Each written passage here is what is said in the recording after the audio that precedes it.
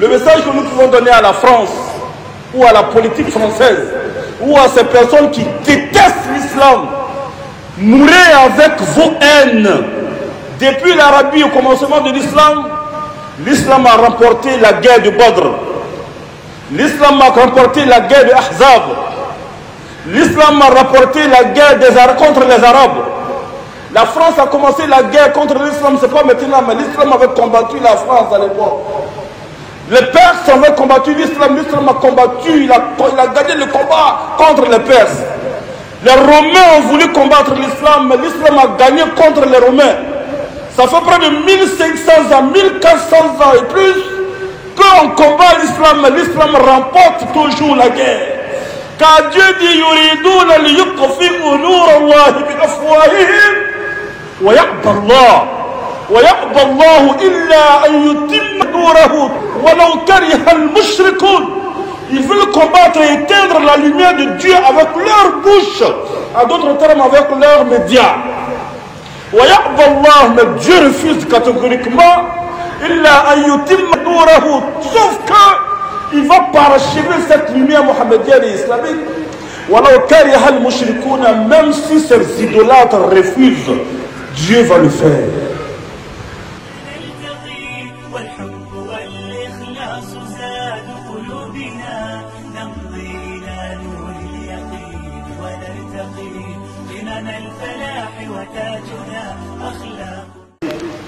La chose la plus difficile, la chose la plus dangereuse sur la terre, à notre connaissance, c'est le feu. Mais lorsqu'ils ont mis Abraham dans le feu,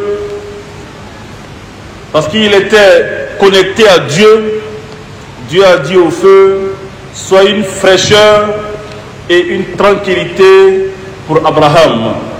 Ses ennemis ont voulu son mal, ça a été pour lui un paradis.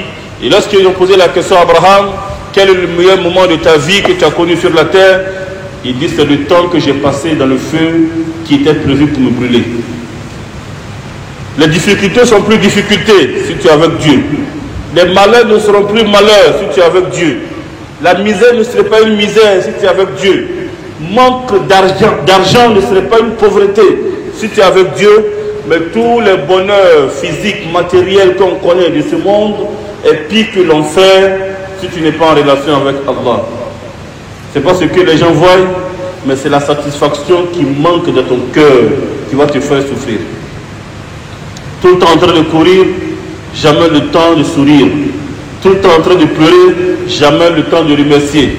Tout le temps en train de se plaindre, de se lamenter, jamais le temps de dire aujourd'hui vraiment, moi je dis Dieu merci. Le plus grand milliardaire en train de pleurer, ah la vie est dure. Le plus grand riche en train de dire, ah ça ne va pas, c'est dur. Le plus grand homme recherché ou envié ou star du monde est en train de courir à droite, à gauche, il monte, il descend, matin, midi, soir, c'est lui qui prend un billet pour quelque part. Tout simplement, il est en train de chercher le bonheur. S'il avait ça chez lui, il n'allait pas aller quelque part. Mes frères, mes soeurs, aujourd'hui notre thème, c'est que les musulmans, nous devrons enlever notre habit, enlever nos chapeaux et se positionner pour le combat jusqu'à la mort. Lequel des combats? Ils ont demandé au messager de Dieu sallallahu alayhi wa sallam, il y a beaucoup de combattants, mais qui est le meilleur des combattants? Il dit le meilleur des combattants, c'est celui qui combat afin que la parole d'Allah soit le plus haut. Regardez mes frères, les ennemis de l'islam ont décidé d'éteindre l'islam, de combattre l'islam. Mais ils appellent ça avec les noms les plus absolus, tels que la liberté d'expression, le droit, n'est-ce pas, à faire son choix de religion, n'est-ce pas? Il y a tous les jolis mots pour combattre l'islam avec. Mais en Suède, il y a un homme qui a pris le Coran sous la garde ou la protection de l'armée ou des forces de l'ordre. C'est-à-dire qu'il a pris le Coran et il a brûlé le Coran alors que les forces de l'ordre sont en train de le protéger au nom de la liberté d'expression. Mais si moi je dis tout à l'heure dans ce micro que les juifs sont en train de malmener, torturer les musulmans ou les arabes en Palestine, les médias appellent ça antisémitisme ou antisémite. C'est-à-dire, ça veut dire je n'aime pas la race juive. Je n'aime pas les juifs. Mais si les juifs ou le monde, quelque part en Chine, en train de malmener les musulmans, silence radio. Si un musulman se plaint parce qu'on a caricaturé le prophète sallallahu alayhi wa sallam, on dit qu'il est contre la liberté d'expression. Nous ne répondons pas avec la violence comme certains le font, mais nous disons que le fait de laisser les gens provoquer les musulmans, les effets des causes ne doivent plus nous étonner. J'ai dit une fois que quand les femmes se dénudent, ça peut provoquer la violence sexuelle. On a appelé ça, donc tu veux dire quoi? Donc les femmes ne doivent pas s'habiller comme elles veulent. On dit bien sûr, elles ont le droit de s'habiller comme elles veulent, mais les conséquences de leurs actions ne doivent pas étonner l'humanité. La femme doit être respectée, mais la femme doit respecter les sentiments aussi des autres. L'homme doit être respecté, mais l'homme aussi doit respecter et faire attention aux droits aussi des femmes. Les journaux doivent s'exprimer, mais ils doivent faire attention aussi à la sensibilité des autres. Aujourd'hui, il y a une nouvelle loi. Hier, il y avait la loi qui a été votée contre les voiles dans les établissements français. Parce qu'il ne faut pas se mettre en évidence avec sa religion. Aujourd'hui, ce n'est plus le voile. Le boubou est interdit dans les établissements français.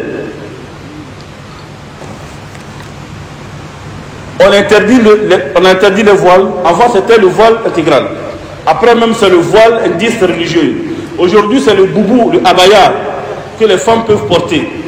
C'est-à-dire, si c'est au style occidental, il n'y a pas de souci. Ça peut être un boubou, il n'y a pas de problème. Mais dès que ça ressemble à ce que les Arabes portent, ce qui n'est même pas un style vestimentaire religieux islamique, c'est-à-dire que ce n'est pas forcément lié à l'islam, mais c'est parce que ça respecte les principes de l'islam que les musulmans portent ça. Mais parce que ça rappelle l'islam, désormais, ça doit être interdit en France, dans les écoles. Au même moment, chez nous ici ou dans les différents pays, au nom de la liberté, il est interdit de dire à une femme de porter mini-jupe. Au nom de la liberté, et s'il y a un pays musulman qui a interdit aux filles de porter les mini-jupes, de porter les collants serrés, de porter les décolletés, tu vas voir directement dans les médias manipulateurs qui sont en train de dire que non, il y a atteinte à la liberté des femmes. Donc les féministes, les pseudo-féministes vont se lever pour dire non, il y a atteinte à la liberté de la femme dans tel pays. Alors que les femmes qui sont en train d'être interdites de s'habiller comme elles veulent, silence radio. Allah il dit, ha antum, oh vous les musulmans, oulaï, et vous, et ces gens-là, tuhibbunahum, Allah dit c'est vous qui les aimez. Wala yuhibbunakum, ils ne vous aiment pas. Allah. Allah il dit c'est vous qui ne vous connaissez pas. Vous êtes en train de courir derrière eux là. Allah dit ils ne vous aiment pas. Wa tu'minuna bil kitabi kullihi, vous croyez en tous les livres. Mais Allah dit lorsqu'ils vous dépassent, addu alaykum al-anamila min al-ghayr. Quand vous les dépassez comme ça là, ou bien vous êtes dans un bureau, après vous vous laissez, ils ont juste envie de vous broyer. Ils ne vous aiment pas. Quand ils voient un musulman, son cœur brûle comme ça. Allah il dit, qul mutu bi ghayrikum, mourez avec vos haines. Le message que nous pouvons donner à la France, ou à la politique française, ou à ces personnes qui détestent l'islam, mourez avec vos haines. Depuis l'Arabie, au commencement de l'islam, l'islam a remporté la guerre de Badr. L'islam a remporté la guerre de Ahzab. L'islam a rapporté la guerre contre les Arabes. La France a commencé la guerre contre l'islam, c'est pas maintenant, mais l'islam avait combattu la France à l'époque. Les Perses avaient combattu l'islam, l'islam a combattu, il a gagné le combat contre les Perses. Les Romains ont voulu combattre l'islam, mais l'islam a gagné contre les Romains. Ça fait près de 1500 ans, 1400 ans et plus qu'on combat l'islam, mais l'islam remporte toujours la guerre. Car Dieu dit yuriduna liyutfi'u nur Allah bi afwahihim wa ya'ba Allah illa an yutimma nur walau kariha al-mushrikun. Ils veulent combattre et éteindre la lumière de Dieu avec leur bouche, en d'autres termes avec leurs médias. Wa ya'ba Allah, mais Dieu refuse catégoriquement illa an yutimma nurahu, sauf que il va parachever cette lumière mohammedienne et islamique. Même si ces idolâtres refusent, Dieu va le faire. Donc eux, ils ont le droit de nous imposer l'homosexualité, mais nous, on n'a pas le droit de proposer notre islamité. Eux, ils ont le droit de nous attaquer, nous assujettir, nous tuer. Nous, on n'a pas le droit de vouloir vivre dans la liberté. Mais ce n'est pas eux. Ils ont demandé un jour à un arbre. Oh arbre, les petits arbustes de la forêt ont posé la question à l'arbre. Oh vieux arbre, nous sommes venus te voir, on veut te poser des questions. Comment se fait-il que les petits haches arrivent à te casser alors que tu es si grand et immense? Il dit oui. Belle question. Mais sachez que l'âche ne me casse pas. Mais c'est mon enfant bois qui est quitté en moi pour aller se coller à l'âche là qu'on attrape pour me casser. Sinon l'âche lui-même ne peut pas. C'est parce que les musulmans, les Africains, on a accepté d'être leurs choses qu'ils peuvent marcher sur nous. Le meilleur combat dans un monde où tu as affaire à quelqu'un de plus intelligent ou bien qui pense qu'il est plus intelligent, rusé que toi, il suffit qu'on parle de djihad tout à l'heure, vous allez attendre après que l'imam Adib Touré est un djihadiste. Alors qu'on a dit ici très clairement qu'un musulman qui ne fait pas le djihad va dans l'enfer, tout en expliquant le sens du djihadisme qui n'a rien à voir avec le terrorisme. Mais c'est exprès quand les médias font comme s'ils ne connaissent pas la différence entre le mot djihad qu'ils ont fait tout pour diaboliser aujourd'hui, au point que le musulman lui-même refuse qu'on appelle djihadiste. C'est ça qu'on appelle la guerre des mots. Arrivé un moment où le musulman m'a peur qu'on l'appelle un islamiste, alors que c'est une gloire qu'on dit à quelqu'un d'autre que c'est un catholique. Lui, il est fier qu'on appelle catholique, mais celui-là, honte qu'on appelle islamiste. On trouve que la bonne moralité doit être appelée une moralité catholique. Quand on veut dire que quelqu'un n'est pas d'une bonne moralité, on dira vraiment tu as un comportement qui n'est pas vraiment catholique. Comme si être catholique, c'est ça qui est bon. Maintenant, le jeu de mots, c'est quoi? Être islamiste, ça c'est diabolique. Donc un musulman, même souvent, on lui dit vraiment tu as une moralité vraiment catholique. Hein? Maintenant, eux-mêmes gars, on lui dit vraiment tu as un comportement islamiste. Hein? Non. Alors qu'il vient de quitter la mosquée. C'est ça le jeu. Mais n'acceptez pas qu'on vous enseigne votre religion. Soyez prêts à défendre les principes et les enseignements de la religion. Je suis islamiste et j'en suis fier. Je suis djihadiste et j'en suis fier. Mais je ne suis pas le djihadiste que tu as imaginé.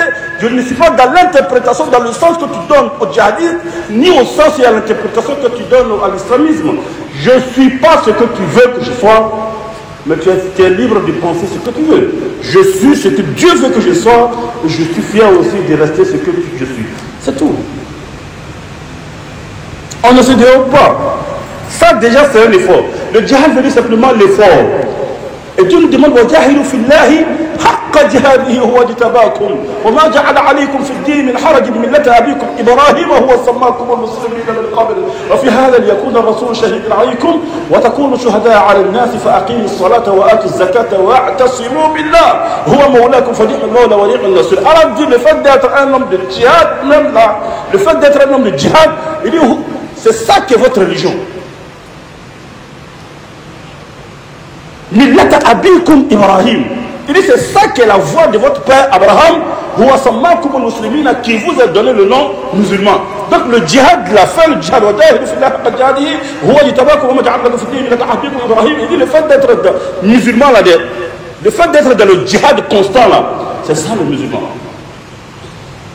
C'est ça le musulman. Mais d'abord il faut commencer à être fier. Et pour être fier de ce qu'on est, il faut savoir d'abord qui on est. Celui qui ne sait pas qui il est, ne peut jamais être fier de ce qu'il est. Tu seras toujours complexé, toujours gêné. Même pourquoi on te voit en boubou, tu es gêné. Tu es dans ton bureau, tu te dis salam alaikum. Tu dis oui monsieur, qu'est-ce que vous voulez? Regardez-moi ça. On te dit salam alaikum. Tu dis oui, qu'est-ce que vous voulez? Parce que tu es dans un bureau climatisé, assis à côté de quelqu'un qui déteste de voir l'islam.